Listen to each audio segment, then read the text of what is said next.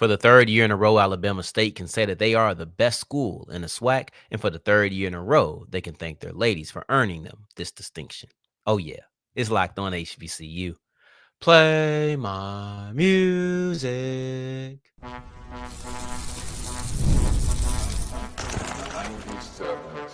You are Locked On HBCU, your daily podcast covering HBCU sports. Part of the Locked On Podcast Network, your team every day. What's going on, family? Welcome back to another episode of the Locked On HBCU podcast, your number one daily one-stop shop for everything HBCU athletics, Monday through Friday. Part of the Locked On Podcast Network, your team every day. And I, of course, am Darrion Gray, a.k.a. the Mouth of the South, Texas Southern alum and former TSU Herald Sports editor and current contributing writer at USA Today's Saints Wire. Thank you for going on this journey with me, making Locked On HBCU your first listen of the day every day. And remember, just because the mic cuts off does not mean that the journey is over. Just means it's time to follow me on Twitter at South Exclusives. Starts with an S and ends with an S. Today's episode will recap with Talladega College making a big-time move, stealing their women's basketball coach back from Allen before he even had a chance to coach a game. And today's episode kicks off with a two-part, all about the All Sports Awards. In segment 2, we'll take a look at MEAC All Sports Award winners. And then in segment 1, we're starting off with the winner of the Commissioner Cup. Alabama State is the best in the SWAC. Point blank, period. There is no discussion. There is no asking about, are you sure? Yes, I am very sure. I am certain. Because for the third year in a row, Alabama State has won the Commissioners Cup. For the third year in a row, they won the McGee Award, which is for the women. And I understand that I could say Alabama State is the best this year. But when you won it 3 years in a row, this is no longer a year-by-year declaration. I'm flat out the best. And if we win it 4 years, listen, if Alabama State is able to win this 4 years in a row, this is an entire recruiting class that they have won this award. You have to give it up. Look, if TSU did this, can you imagine the kind of crap that I'd be talking? Alabama State has been the best program in this conference for 3 consecutive years. And we're talking about an award that requires you to excel in multiple sports. Not just the sports that we call the faces of the athletic program. Not just football, men's basketball, women's basketball. Because you could be great at those and be garbage at the other ones, and you're not going to win this Commissioner Cup. Now, granted, if you win the football and both the basketball championships, we will more than likely call you the best program. I will too. Honestly, I will, because those are the ones that define who we are. As athletic programs, football, basketball of both genders defines who we are. And at the end of the day, if we're really going to break it down, football does it more than anything else. But one thing that the Commissioner Cup or the All Sports Awards, one thing that they don't do is do weighted scores. So it's not like, okay, football holds 5 times more importance than bowling. So we're going to make sure that the 14 points from a championship in football, they get counted this amount, but then bowling's only going to get counted this amount. That's not how it works. Every sport is even. When people say there's more than just football to worry about, most times that means your football team is garbage. I don't typically hear people with good football teams say, athletics about more than just football. It's kind of like when people in the NBA or the NFL, really any pro sports, look, you at home with us on the couch. Look where you ended at. Yes, but I went to the conference championship. You didn't sniff the playoffs. You were eliminated 4 weeks before the season was over. We are not the same. I feel like it's a way to try to discount what you've done. The same way athletics about more than just football. I'm gonna break down or take away how bad our football program is by telling you we do so many other things great when honestly most people don't care about it.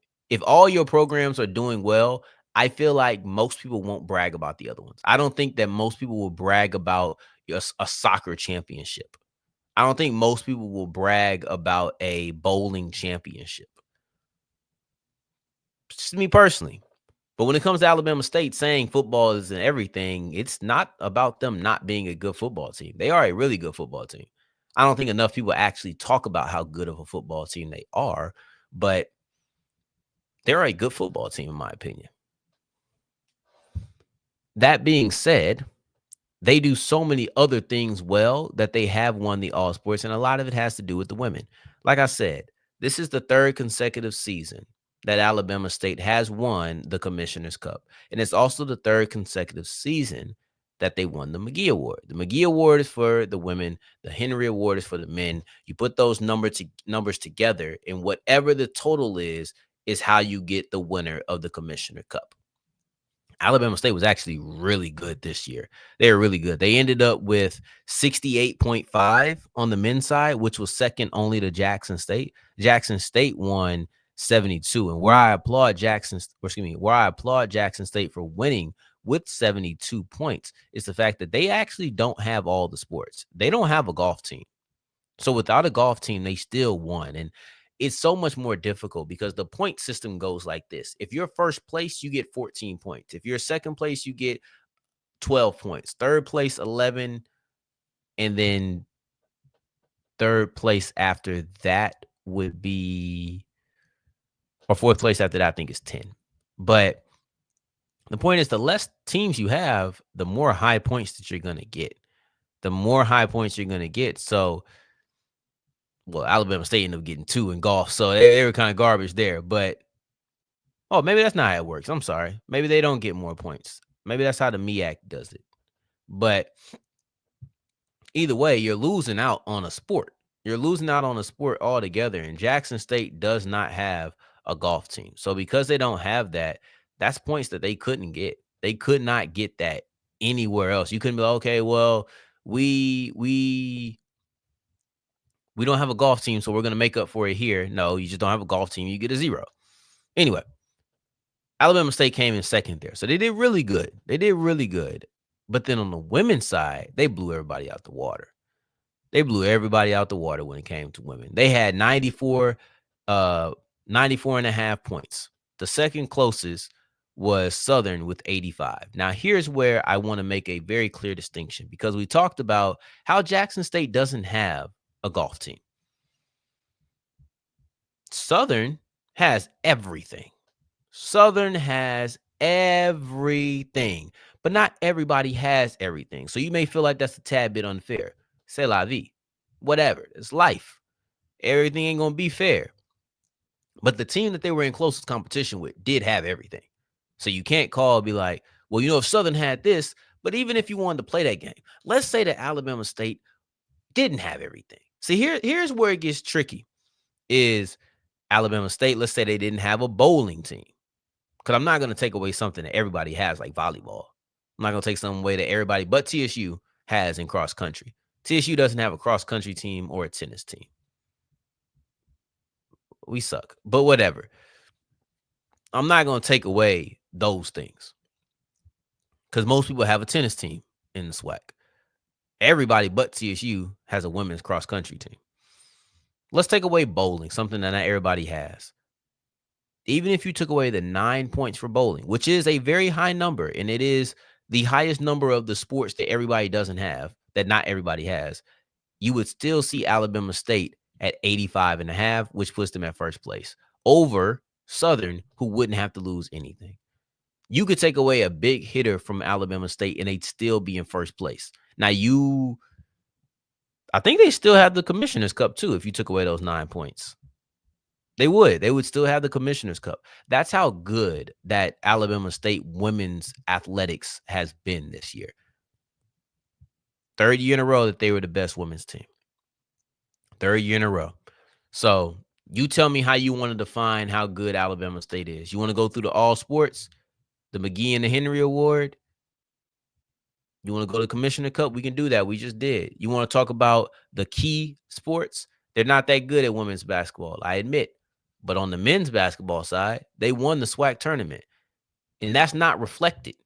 We may be having a different conversation if you reflected winning the SWAC tournament, because then they would have first place votes. And I think if you move them up to first place, they may actually have won the Henry Award as well.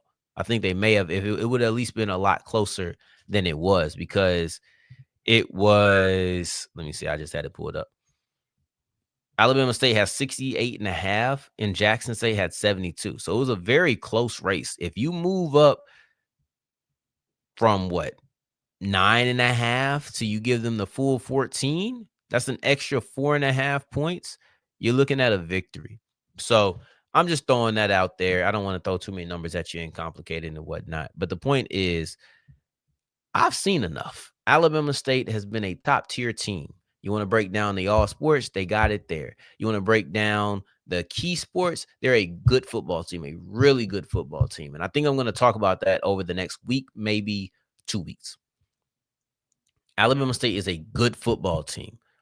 They won the conference tournament in basketball, made it to the NCAA tournament, won a first 4 game. So they brought money home to the conference. Then in women's basketball, yes, they lack. They're not that great there. But shout out to Valley. Let me throw a quick shout out to Valley, because Valley, man, last place in the men's side. Last place in the men's side. Last place in the women's side too. But they put up a better fight. They put up a better fight. On the women's side, at least they got a 5-point. You know, what sport is that? Let's see what sport they did that in. Basketball. Oh, yeah. Good job, Valley. Valley got 5 points in basketball. They couldn't say that on the men's side. 2, 3, 2, 2, 2, 4. But anyway, shout out Valley. Shout out Valley, y'all. They gonna hate me. But that's okay. That's okay. Let's push forward and look at the MEAC. I have no pop shots for anybody in the Mid-Eastern Athletic Conference, so we don't have to worry about me being petty. But we do have to worry about getting through the dominance of Howard's women's sports. That was crazy, and I want to highlight that as we continue with Locked On HBCU. Today's episode is brought to you by FanDuel, and FanDuel is the official sports book of the Locked On Podcast Network. We're moving into Game 3 now. Obviously, we're recording this ahead of time, so I don't know what happened in Game 3 or in Game 2. We're moving on to Game 3 as the game moves to Indiana. How are we feeling? How are we feeling? Are you feeling like putting some more money down on Halliburton? Some more money down on Shea? Going to have some same game parlays that you can get involved in. It's all there. It's all present. So you make sure that you go ahead and go to FanDuel.com. Maybe you want to get some money on MLB. Doesn't matter. Go to FanDuel.com to make every moment more. And new customers will get $200 back in bonus bets if their first $5 bet wins. As we continue rolling on today's episode of Locked On HBCU, I appreciate you for making this your first listen of the day. Every day, for your second listen, make sure you're checking out the portal with all of the biggest news around college athletics, all of the moving, and all of the shaking. Go check out the portal today. We've already talked about what Alabama State was able to do in the Commissioners Cup, but what about the All-Sport Awards for the Mid-Eastern Athletic Conference? I want to highlight 2 teams, obviously the winners. You had Norfolk State on the men's side that won, and you had Howard on the women's side that won. And these are 2 really close, or 2, I was thinking about the women's basketball games, but these are 2 schools that I feel like we talk about a lot. We talk about a lot, especially in basketball. And you see that even on the men's side. 8 points for Norfolk State.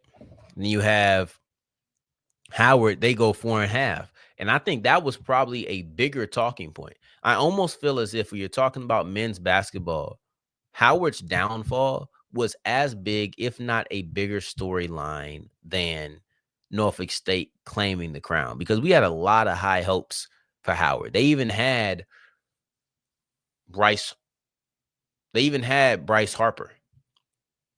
It's Blake Harper. I always get them confused. Blake Harper. Yeah, it's Blake Harper. Bryce Harper was the old baseball player. But they even had Blake Harper I just looked it up, and I already messed it up again. They already had Blake Harper. They already had Blake Harper. They had Harper, okay? Golly. B Harper. Just why? It's so easy for me to mess up. But they had Harper, who was a dynamic freshman, probably the most attention-grabbing freshman that we've seen in HBCU football. I mean, HBCU basketball in a very long time. So there was a lot of eyes on Howard, whether it was about the lack of team success or about the individual excellence of Harper. So that was very discussed. But Norfolk State came back up and claimed the crown. They said, look, they kicked it over there with them people in Howard. The championship did, but they always knew to come home. That's what Coach said, and I thought that was a very good way of putting it. But in all, Norfolk State ended up winning the men's.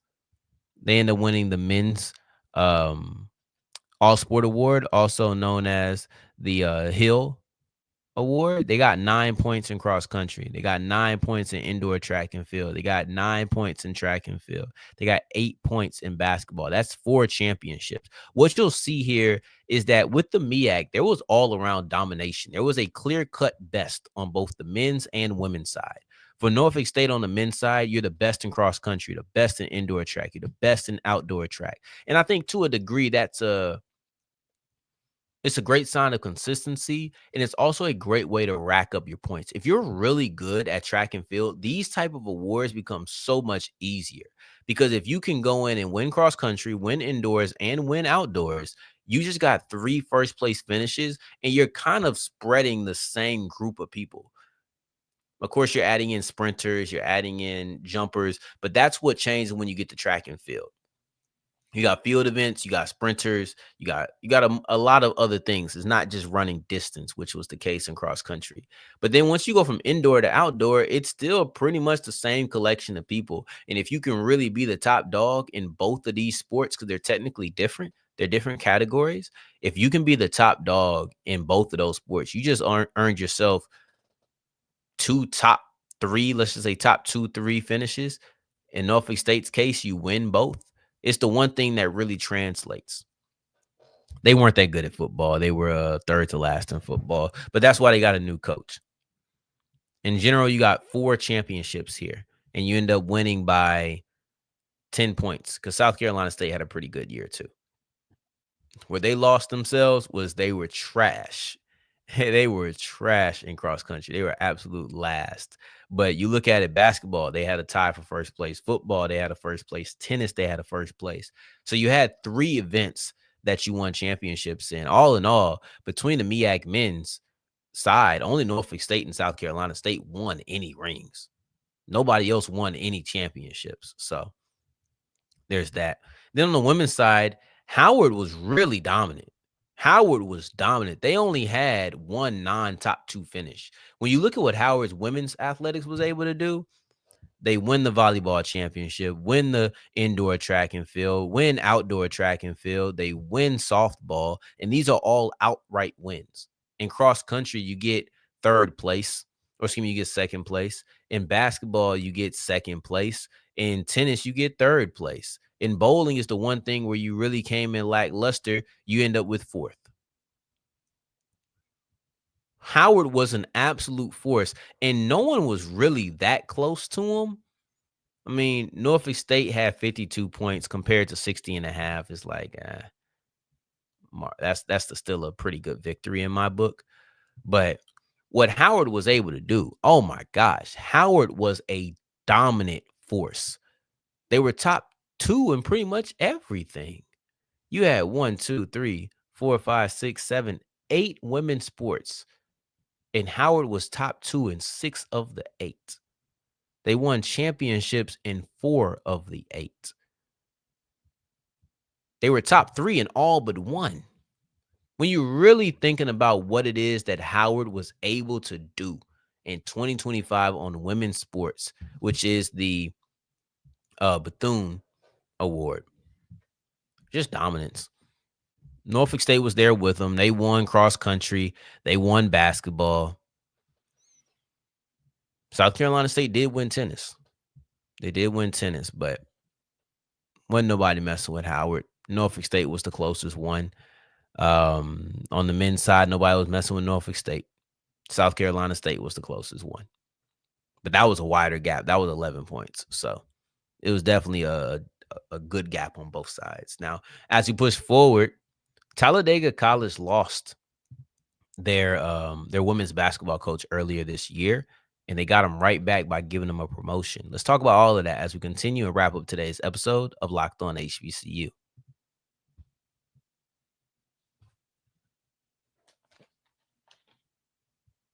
As we're wrapping up today's episode of Locked On HBCU, I appreciate you for making this your first listen of the day every day, making it all the way to segment 3, and I thank you 2 times for that. Thank you. Thank you. Talladega College pulled off a major move. It's not often that you lose a coach and then get that same coach back in one offseason. I mean, you got to really think about it. You go get Coach, excuse me, you go ahead and go get Coach Payne. He's your leading your program for a year. The ascension is really quick for Andre Payne. You lead Talladega for a year. Allen comes calling. You say, okay, cool. D2, here I come. But then Allen says, or excuse me, but then Talladega says, nah, we're not done with you yet. So you get Andre Payne, who is a former Division I women's basketball coach. He was at Valley. Andre Payne was a coach at Valley for multiple years. You end up getting him at Talladega to be your women's basketball coach in 2024. In August of 2024, you make that hire. He stays for a season. And Allen comes calling. Cool. He did his job. D2 comes calling. Of course, she's going to chunk the deuce. Thank you for everything you've done for me, but I'm going to go take this opportunity. It's a better gig because it's on a higher subdivision. We understand. But I guess Talladega wasn't really ready to let Andre Payne go because they said, we want you to be our women's basketball coach and we want you to be your athletic director. And now things have changed. Now you're stepping into a situation in which you're the one providing the upgrade.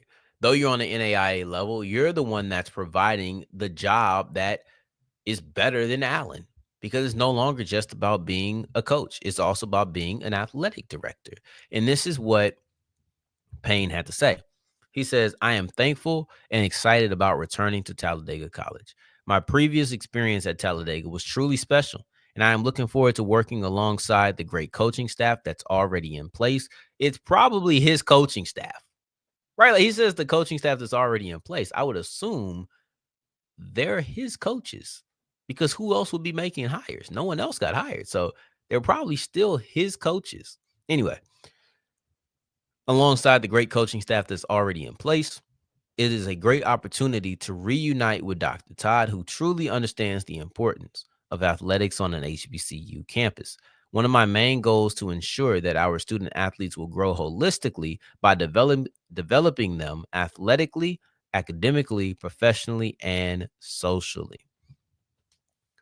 And I think that Todd probably had a big sway here because Todd was just announced as the president last year. He was just announced as Talladega's president a month ago, excuse me. But him and Payne, Todd and Payne have an experience. They worked together at Wiley. He was the men's basketball coach at that time, but he's seen each other, and Payne had a lot of success there. So you're looking at a 2-time NAIA tournament appearance.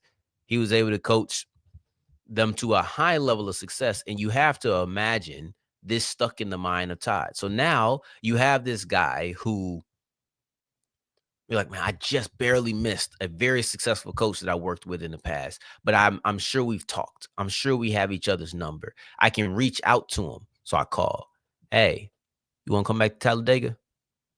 Coach Payne said, no, I just left there. Allen just said they want me to be their women's basketball coach. So I'm going to go ahead and move to the D2 level. You know, I'm trying to get my way back up to the mid-majors. I'm trying to get back up to the SWAC. So I'm going to go ahead and use this, go ahead and keep doing. And I'm replaying this I'm going through this in my head. So that's what Payne tells Todd. And Todd said, look, I get it, but what if I made you the AD? So now you're not just over women's basketball, you're over the entire programs. And I wonder how long that lasts, because I think it could be very difficult to be a coach and be an athletic director. So to me, it makes the most sense for you to go ahead and move away from that as soon as possible and just settle into being an athletic director. But maybe he's not ready to hang it up yet. Maybe he's not ready to say, I'm done. I look at Reginald Ruffin, who he was coaching forever. So it's one thing for him to say, I don't want to do this anymore, because he's been coaching forever. He's had a lot of experience. It makes sense for him to take a step back. But Payne may look at it and say, I ain't ready to be done yet. So I'm going to do both of these right now. I want to see, how does it work? Because it can be very difficult. It can be a very difficult thing. But anyway, that's where we stand, guys. This is, we'll you have to forgive me if something big breaks over the weekend or has already broken before you heard this. I'm out of town. I can't do nothing about it. I recorded this before I left. Um, if something breaks in between now and Wednesday, I'm sorry. We're gonna talk about this FAMU quarterback battle, because it's starting to shape up to be very interesting. So we'll bring that to you as well. But hopefully nothing breaks. Hopefully nothing big happens that we just have to talk about. But FAMU getting a new quarterback and inserting him into the quarterback battle is something that I am really actually very interested in. And I meant to get to that last week, but we had so many topics that were popping up that I wanted to discuss. And I knew that this could go on for a little longer. But Wednesday, I'm going to, because I have no time to sit here and wait for something to randomly pop up. I'm going to go to a topic that I've been wanting to discuss. So in the meantime, in between time, until next time that we hear each other, family, enjoy your vacation the same way I'm enjoying mine. Take care. Stay blessed. Peace.